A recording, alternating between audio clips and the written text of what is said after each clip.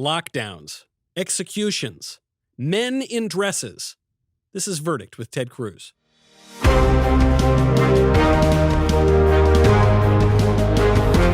I want to be very clear that those things will not be occurring on Verdict with Ted Cruz. We will be discussing those topics. I'm just being real clear. I ain't dressing in drag for you, Mike. No, we'll do a lot for ratings, but we won't do that. I want to thank, of course. I'll let you dress in drag. I don't know. I got to renegotiate my contract here. We do want to thank all of the subscribers. One thing is, this is always my fault. I run out of time. We don't get to enough mailbag questions. So I want to start the show today with a mailbag question. This is one that has been on my mind quite a lot. From Matthias. Senator and Mr. Knowles, when will we be able to return to normal? The masks, the lockdowns, the other stuff is just driving me nuts. When are we in the new normal? No. As they say about kidney stones, this too will pass. This insanity will end. A couple months ago, I did a TV interview where I said, I guarantee you, if Joe Biden wins the presidential election, the week after the election, I saw this. COVID will be cured. You got in a lot of trouble for this. Well, actually, at the time I gave the interview, it aired, but it didn't get a lot of attention. And then last week, yes, it seemed every lefty journalist in America discovered it and went on TV ranting and raving about it. I saw it. I said, why? Where did they dig this up? Are they all on an email chain together? There clearly is a, Commie Reporters of America listserv that they're all on. Yeah. Because the word went out that we're pulling up this 2-month-old interview. Look, I think, to be clear, Joe Biden has not been elected president yet. He may be when this litigation is over, but it's still being litigated. But it's interesting. I think for some Democrats, there was no doubt as COVID was going on. And let's be clear, COVID is a real virus. It is serious. It can be life-threatening. And all of us have taken significant steps to try to keep people safe. Yep. But there was no doubt there were a lot of Democratic politicians using this crisis for political advantage by decreeing shutting down churches, exercising extraordinary power. What's interesting is some of those Democratic politicians, they're still doing it. And I don't know, it's almost like they have Stockholm syndrome or something, that they've repeated it so many times that they've convinced themselves. But there's two sides to it, because I agree. And I actually want to give you a little credit here. Your prediction, I know you'll resist that. Your prediction was right. What was it, 3 days or something after the election? We have the announcement of a vaccine, 95% effective. And what a crock. That pissed me off. Pfizer literally the week after the election said, hey, look, we've cured it now. Convenient. We have a vaccine, and it's like, I'm trying to keep this PG rated, so I'm not going to say actually what I wanted to say there, but they couldn't have announced it the week before the election. Of course they could have. And it's big pharma being totally in the tank for the Democrats. I mean, it was nakedly political. That, by the way, not only that, the media mocked President Trump for saying we will have a vaccine in November, December. This is ridiculous. It's impossible. And of course, we have it the week after the friggin' election. And that's not the extent of the politicization. You have a lockdown happening again. The reason I bring up this question from and Pfizer said, by the way, it's the science. That's why we announced it. Well, they're right. It's a scientific fact. There was an election on November 3rd. That was the scientific precision. Driving. You have it. Yes. Yeah. No, the reason I bring this question up about the normal is we're locking down again, and yet you have, for instance, the LA supervisor coming out and saying we need to lock down, we need to close down restaurants. It's a matter of safety. And then hours later, going to a restaurant. We have my governor, Mr. Mussolini, in office out there, who says... Just to be clear, he's not your governor anymore. That's right. Oh, talk about Stockholm Syndrome. I keep going back to the California days. Right. I left La La Land. He decrees all of these mandates and then goes to a very fancy restaurant, the French Laundry, and has a nice meal, and it goes on for a long time. No distancing, no masks. There are a lot of other politicians who are saying one thing and doing another. By the way, Gavin Newsom, when he was at the French Laundry having this fancy dinner, my understanding is he was with a bunch of not just lobbyists, but healthcare lobbyists. That's right. So like this pandemic, we're told you can't go to a restaurant. You can't be with your family for Thanksgiving. The all-powerful police state has spoken. And the hypocrisy, the blatant hypocrisy as they're yucking it up, crammed in a room, having dinner together. Look, the mayor of Austin told the people of Austin, Austin's often described as a blueberry in a bowl of tomato soup. It's the bright blue city in Texas. But the mayor of Austin told everyone, don't go out, stay home this Thanksgiving. You need to stay home. You can't go out. The news just broke that apparently he literally went from making that announcement, jumped on a private plane, flew to Mexico with a bunch of his buddies, and it is. There's something about it. It's funny, you kind of laugh about it.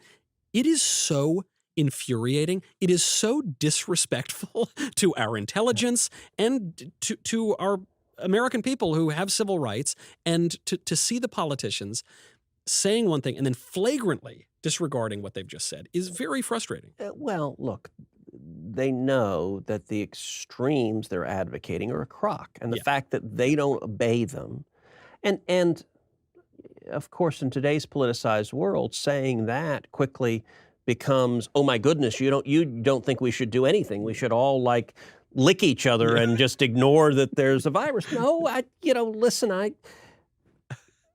all right, Thanksgiving. I was with my family with Thanksgiving. My parents are 81 and 86. We try to protect them. We tried to keep them separated from other folks with some distance. Now, we still allowed them in the house and fed them turkey. Like there was. You didn't shun your elderly parents on Thanksgiving? By the way, that is one of the cruelest aspects of these COVID lockdowns, is particular seniors who've been alone, who've been isolated. The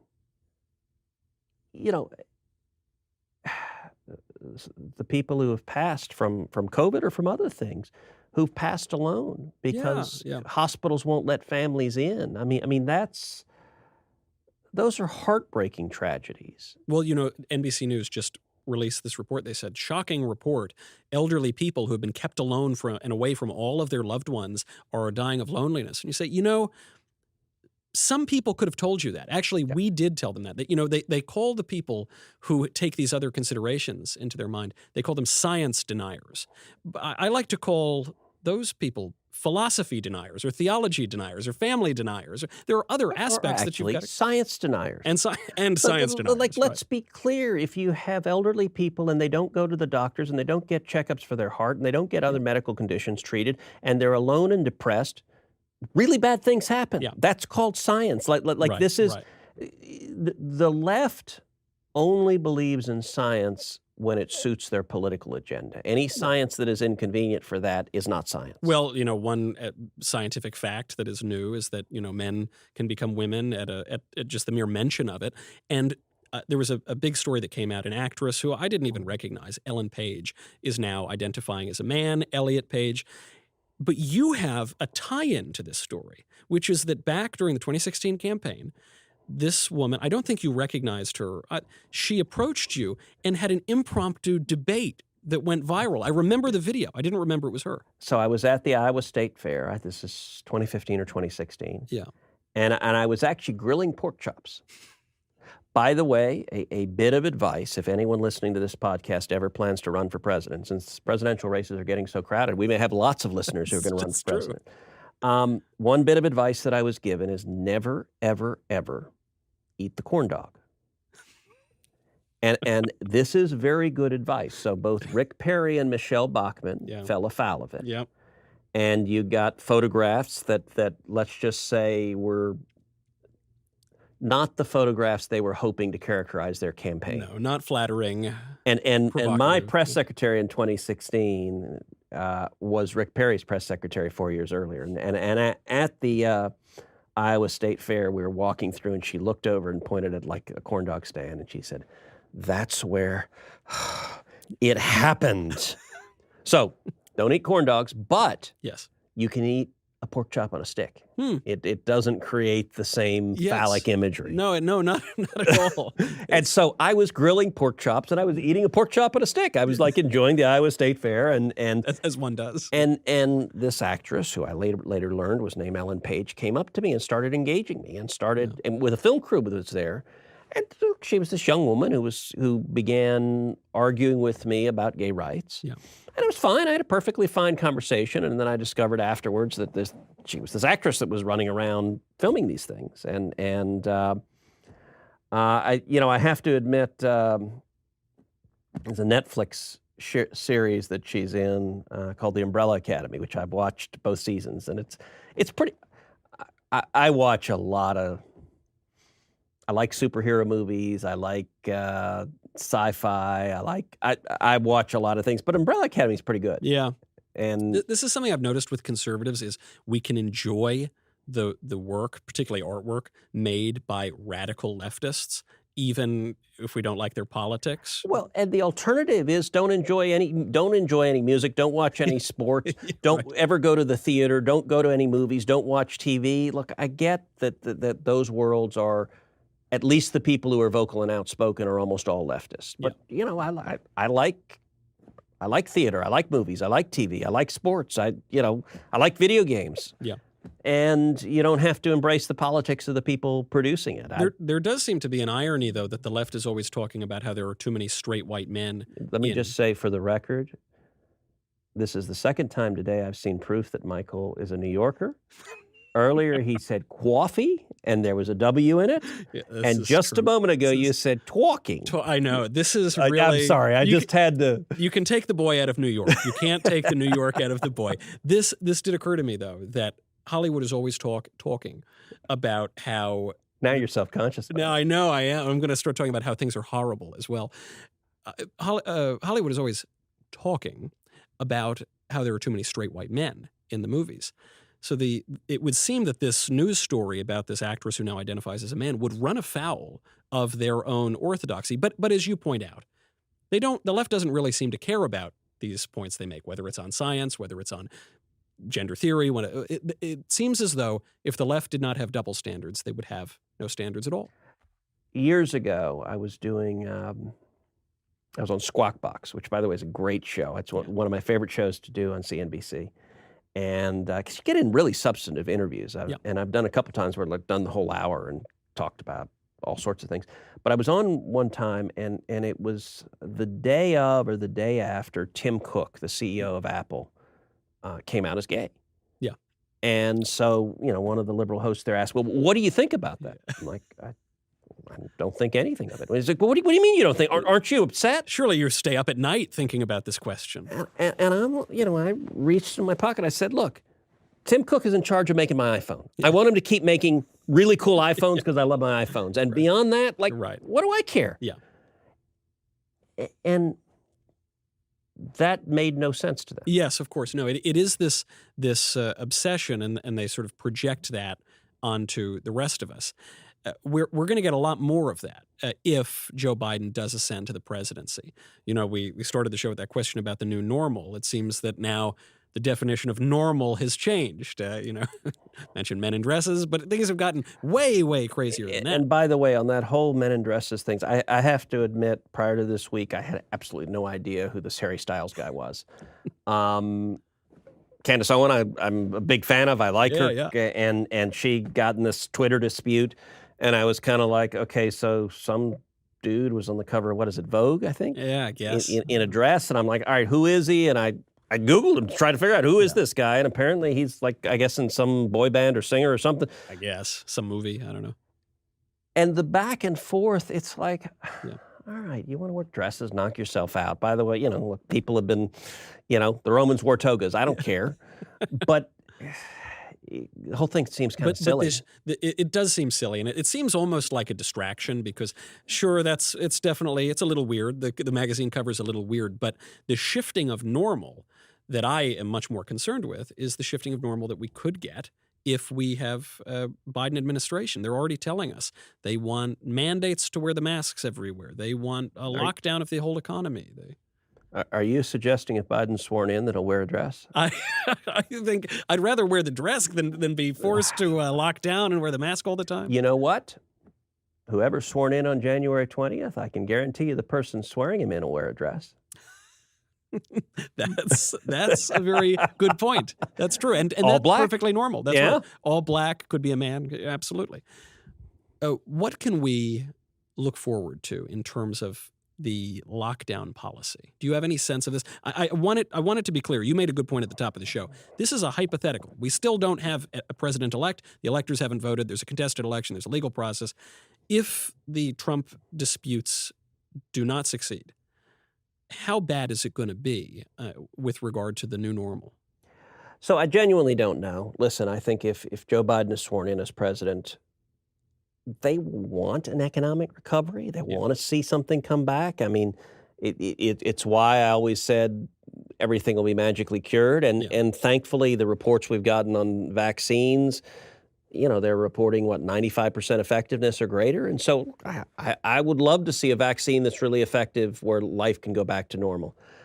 I do fear some of these little tin pot dictator Democrats. They've discovered the power to control businesses' lives, to tell you who you can have at your dinner table for Thanksgiving. Yeah. People don't give up power lightly. Right. And so, and I think it'll vary place by place. So Texas has opened up substantially. Now, we've still got people who are sick, and we're dealing with it and confronting the crisis, but kids are back in school. Most people are back at work. And so you're seeing some places that are moving the right way. The Californias of the world, the New Yorks of the world, I don't know. Right. And I suppose that is the realistic possibility that we at least have to consider, is that we're going to have this Biden administration, and maybe different states are going to react differently. And so I do want to go to this worst case scenario. So I'll give another example. We were talking earlier about the arts. Eric Clapton and Van Morrison came out with this thing to stop the lockdowns. Yeah. And they said, you're destroying the arts. And I don't know their politics, but I sent out a tweet praising them and saying, look, good for you for having the guts to stand up and say this. And you look at the arts, I mean, there is an irony that these groups that are overwhelmingly leftists are being utterly destroyed right now by these policies. Broadway. Oh, yeah. Broadway's done. I love Broadway. It's been shut down for 6 months. Yeah. And if you're a mega superstar, you'll be fine. I mean, if you've got a home in Malibu and you've got $50 million in the bank, you'll weather the storm. But, what about all the lighting guys? What about the set designers? What about the makeup artists? If you're a regular run-of-the-mill Broadway actor, I mean, you probably can't even afford a cup of coffee right now. Yeah, that's how bad it is. Look, if you're in the chorus line of Cats, yeah. A good friend of mine, Michael Berry, who talk show host, very good friend of mine, owns a country western bar in Houston called the Redneck Country Club. Great place. I've had multiple election night parties there. Michael shut it down. He shut it down because of COVID, and they've been driven out of business. And it was a great institution. But there are a lot of family restaurants, 2-3 generations that have been obliterated, bars, live event venues. And the weird thing is, so Democrats, when I responded like praising Clapton and Van Morrison for saying, stop destroying the music industry. Yeah. Lefties came back at me and said, well, no, just send them a government check. How about instead of printing money and just sending everyone government checks, you actually allow people to work, to do their jobs, to perform their art? Right. I think we will get there eventually, but I do. The radicals have been unleashed, and how we get there could be bumpy. Well, and I feel as though I'm the sort of pessimist in this episode, just because I want to prepare for the worst. The legal challenges are going to play out on the election, but I want to prepare for the worst. I've noticed also some people in the government are making preparations in case it is a Biden administration. The honey badger, our friend, the Attorney General Bill Barr, has been behind the scenes sort of making some changes, in particular to the way that the death penalty will be carried out. And I think it hasn't gotten a lot of play in the media, but it would appear that the Attorney General is ramping up justice over the next month or two. Well, the Department of Justice is doing something really quite radical, which is enforcing the law. So, listen, on the question of capital punishment, reasonable minds can differ. Americans are on both sides of that issue. What you can't differ about is what current law is. Current law in a number of states, the death penalty is the ultimate punishment. And under federal law, the death penalty is the ultimate punishment. And there are, I think it's 53 or 54 federal inmates on death row. During the Obama-Biden administration, they just slow-played them and wouldn't carry out the execution. You're right. They just said, never mind the law. Yeah. Now, these are people, and these are people who, terrorists who have committed horrific crimes. This is not someone selling marijuana on the side of the road. I mean, these are horrific criminals. These are people. So I wrote an op-ed this week on Fox News talking about this and going through some of the cases. One fellow who horrifically, systematically tortured his 2-year-old daughter and ultimately murdered her, who committed just horrible crimes. One of the Boston bombers is on federal death row. Now, that case is being litigated and challenged. The white supremacist who murdered 9 African Americans at the Mother Emanuel AME Church is on federal death row. And you know what? The Obama-Biden administration, they slow walk and don't enforce the law. Yeah. And so Barr simply scheduled executions.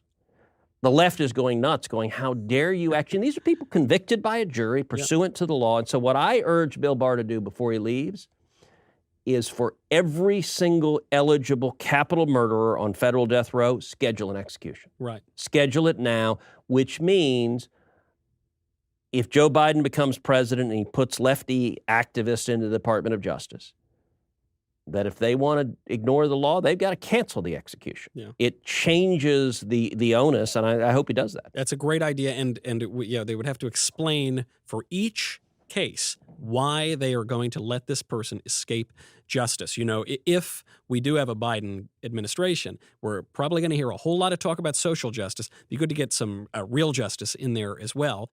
Well, and look, we've seen a lot of, sadly, race baiting from the left. Yeah. You look at the white supremacist, right, who Charleston, South Carolina, went into the church, prayed with the parishioners. Oh, yeah. And then pulled out a gun and shot them. Yep. That's the embodiment of evil. When I was SG in Texas, Solicitor General, I dealt with a lot of violent crime and murderers, and the worst are those that hurt kids. I mean, there's just a circle of hell for adults and I got to say, working in law enforcement, people do horrible, horrible things. And I think the death penalty is, I believe, appropriate and just and the right punishment for the very worst crimes. I entirely agree. And if Joe Biden disagrees, if the Democrats disagree, then man up and change federal law. Right. But don't just refuse to enforce the law. Right. Of course. It's retributive, deterrent effects, rehabilitative, I say, because hanging concentrates the mind. And if you're going to make a contrary argument, they have to make that argument. Now, going on this theme of, let's say there's a Biden administration, I do want to get to one mailbag question because this is going to be important if it ends up the case. From Florida Conservative. If Biden becomes president, what can and will the Senate GOP do to influence the Biden cabinet and keep out the worst possible choices? So I'm hopeful that if we keep a Republican Senate, that we will have a significant moderating effect on any potential Biden administration. If Democrats win in Georgia and Schumer's majority leader, they will confirm the most radical nominees you could imagine. I actually think that's one of the reasons why we've seen a handful of Biden nominees put forward, but we haven't seen most of them. And I have a suspicion that they're holding off to see what kind of Senate they're going to have. Right. Because, look, it takes 50 votes plus the VP to confirm someone. Yeah. Are there going to be some bad nominees if we have a Biden presidency that I will vote against? Yes. Mm-hmm. And will some of those get confirmed because some wobbly Republicans will join with the Democrats in voting for them? Yes. Yeah. But with a Republican majority, I think we will be able to stop the most extreme and the worst. And, a few days after the election, there were stories because Republicans shocked the press by not losing the Senate, by winning a lot of these close contested Senate races. There's a big article in Politico about how the Biden team was going to have to be much more centrist because they'd have to get him through a Republican Senate. And so there's a deterrent effect of who can be nominated that is meaningful. And will there be bad nominees?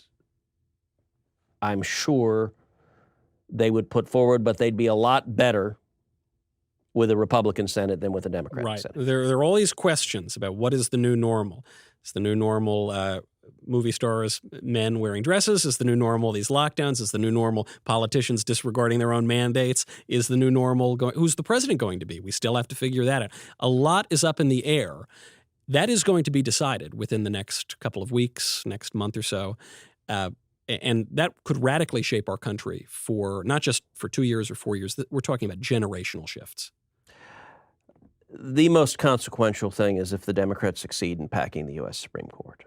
I think that does fundamental structural damage. I hope it doesn't happen. Yeah. If we keep a Republican Senate, it won't happen. If Democrats take the Senate, I believe it will. Let's hope things remain normal, whatever that word is to mean. We'll have to leave it there. I'm Michael Knowles. This is Verdict with Ted Cruz.